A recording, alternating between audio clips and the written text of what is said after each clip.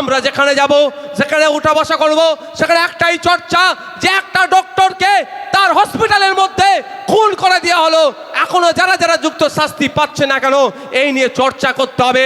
অবিলম্বে সমস্ত কালপিটগুলোকে খুঁজে বার করে ফাঁসির ব্যবস্থা হোক, সর্বোচ্চ শাস্তি পাক, তার দাবি তুলতে হবে। আমাদের তিলোত্তমার খুনিরা না ছাড় পায়, তার আওয়াজ তুলতে হবে। তাই আমাদের নৈতিক দায়িত্ব শুধু তিলোত্তমার পরিবার প্রতিবাদ করবে না, আপনাকে আমাকে দায়িত্ব নিতে হবে। যতদিন না পর্যন্ত তিলোত্তমা ন্যায় বিচার পাচ্ছে, আমরা রাজপথ ছাড়বো না। 54 থেকে 55 জনের ওইখানে যখন খুন হয় তার মধ্যে ছিল, কিন্তু খুঁজে পাচ্ছে না। ভাই, খুঁজে পাওয়ার চেষ্টা করলে তো খুঁজে পাবে। খুঁজলে কারা বেরোবে? তৃণমূলের নেতার দামাল ছেলে, দামাল মেয়েরা বেরিয়ে পড়বে। নেতা বা নেতার আশপাশের জ্যাঠার ছেলে, মামার ছেলে, খালার ছেলের আত্মীয় স্বজন বেরিয়ে পড়বে। ওই জন্য ধামাচাপা দাও। এই ধামাচাপা শুধুমাত্র একা তৃণমূল দেয়নি, বিজেপিও এর সাথে যুক্ত আছে। কারণ 54-55 জন ওই করিডোরে ছিল, আপনি খুঁজে পেলেন না যখন, আপনার উচিত কি ছিল হতো? আপনার কি উচিত হতো? ওই 54-55 জনের ছবিগুলো সিসিটিভিতে পাওয়া যাচ্ছে, গোল গোল মার্ক করে সিবিআইয়ের যে ওয়েবসাইট আছে, বিভিন্ন সোশ্যাল মিডিয়ায় যে পেজ আছে, বিভিন্ন মেইন স্ট্রিম মিডিয়াতে, পেপার পত্রিকাতে পাবলিশ করে দেওয়া, তাই না ভাই? যে এই 54-55 জন কারা, এদের নাম ঠিকানা, ফোন নাম্বার, যদি নাম ঠিকানা অ্যাড্রেস যদি পান, ফোন নাম্বার দিয়ে দেওয়া, সিবিআইয়ের অফিসিয়াল নাম্বার, যে আপনারা এতে আমাদেরকে পৌঁছাবেন। তাহলে আমার পাড়ার যদি ওই 54-55 জনের মধ্যে কেউ থাকে, আমি তো সিবিআইকে টুক করে পৌঁছে দিতে পারতাম, তাহলে ধরা পড়তো না তারা। তাহলে এখনো 54-55 জন যারা ওই রাতে ওখানে ঘুরঘুর করছিল, তারা বাইরে এখন হাওয়া খেয়ে ঘুরছে। তিলোত্তমাকে খুন হতে হয়েছে আপনার জন্য, আপনাদের জন্য বলে রাখছি। তিলোত্তমাকে খুন হতে হয়েছে আমাদের জন্য, এটা মাথায় রাখবেন। ওই যে হসপিটালটা আছে, ফেক ঔষধ দেওয়া হতো, শুনলাম ডুপ্লিকেট স্যালাইন দেওয়া হতো, ওখানকার ওটি রুমের মধ্যে মচ্ছব করত। এর প্রতিবাদ আপনার আমার বাড়ির মেয়ে তিলোত্তমা করেছিল। আর কি হতো? মর্গে যে সমস্ত মহিলাদের লাশ থাকতো, ওই মহিলাদের লাশগুলোকে নিয়ে নোংরামি করত, নোংরামি করে ভিডিও করে বিদেশের মার্কেটে বিক্রি করত।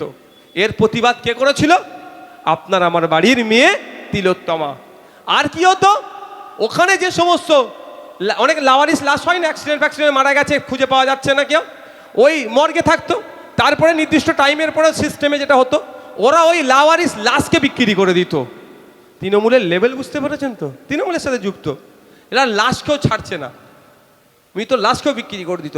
এর প্রতিবাদ তিলোত্তমা করেছিল। সেই জন্য প্রথমে তিলোত্তমাকে খুন করেছে, তারপরে ধর্ষণ করানো হয়েছে। কারণটা কি? স্বাভাবিকভাবে যদি একটা লাশ এখান থেকে উদ্ধার হয়, আপনি আমি কি বলবো, কি কারণে মারলো বাবু লোকটাকে? আর একটা মহিলার লাশ যদি উদ্ধার হয়, শুধু লাশ যদি থাকে, তাকে রেপ না করে, তাহলে কি বলবে? তাহলে কেন মারলো? আর যদি রেপ করে খুন করিয়ে দেয়, একটাই রেপ করেছিল বলে দেবে, ওই জন্য খুন করে দিয়েছে, তাই না? তাই তো, এর বাইরে চিন্তা হয় না আমাদের। ঠিক ওই ধরনের এই অন্যায়গুলোকে আমাদের তিলোত্তমা প্রতিবাদ করেছিল।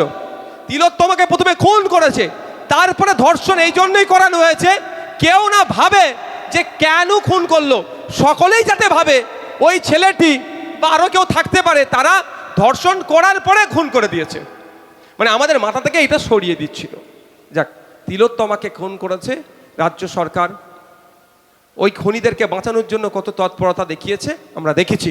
সিবিআই বলছে কোর্টে, যেই দিনকে তিলোত্তমাকে খুন করা হয়েছিল, ওই দিনকে ওই করিডোরে 54 থেকে 55 জন যাতায়াত করেছে, এটা বলেছে।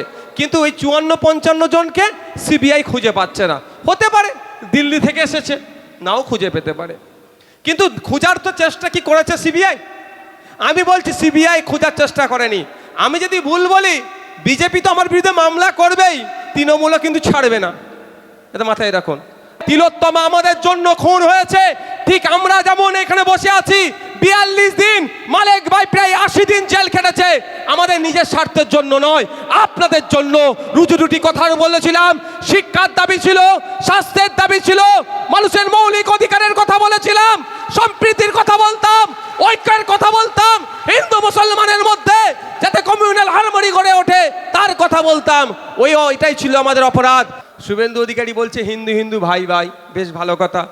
যদি অন্তত হিন্দু ভাইরা সুরক্ষিত থাকে তা কি অসুবিধা হবে একজন মুসলমানের জন্য? অসুবিধা হবে, অসুবিধা হবে। আমরাও চাই আমাদের রাজ্যের প্রত্যেকটা নাগরিক সুরক্ষিত থাকুক।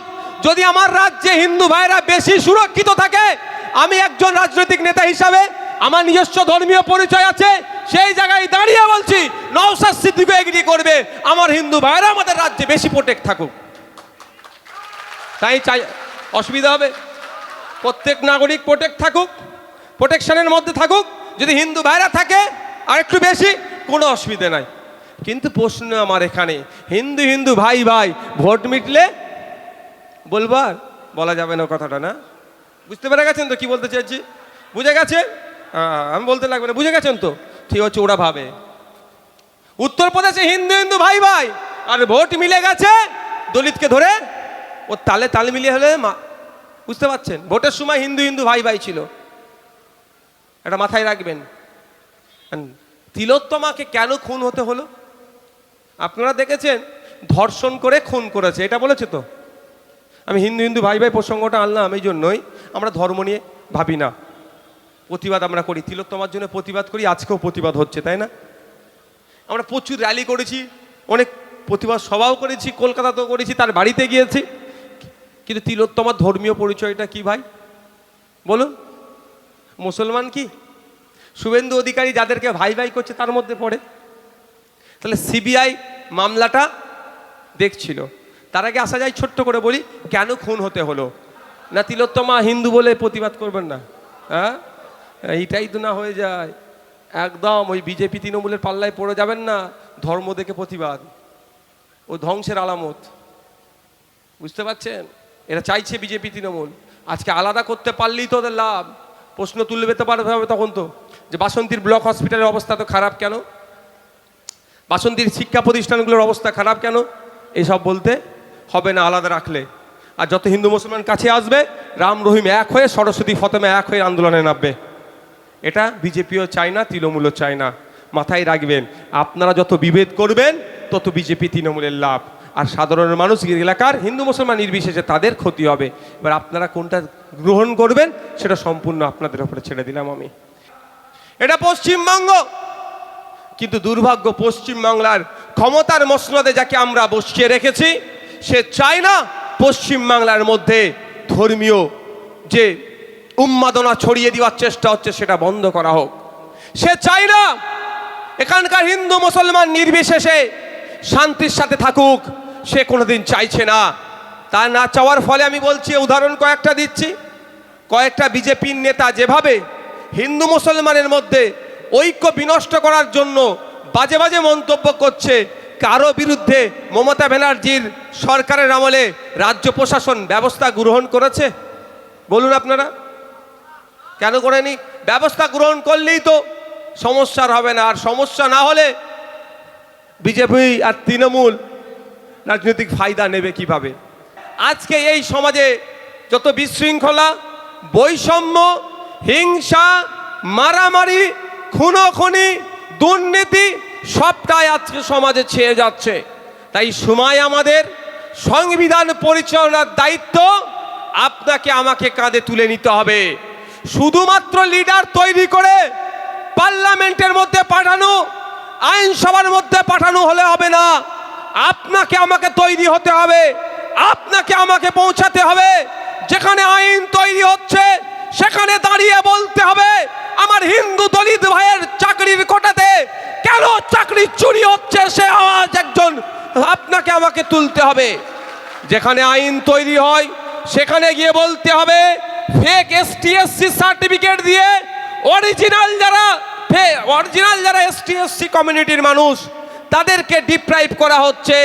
যারা প্রকৃত দলিত, যারা প্রকৃত আদিবাসী, তারা পরিষেবা পাচ্ছে না, তাদের পরিবর্তে যারা দলিত আদিবাসী নয় তারা পরিষেবাগুলো নিয়ে নিচ্ছে।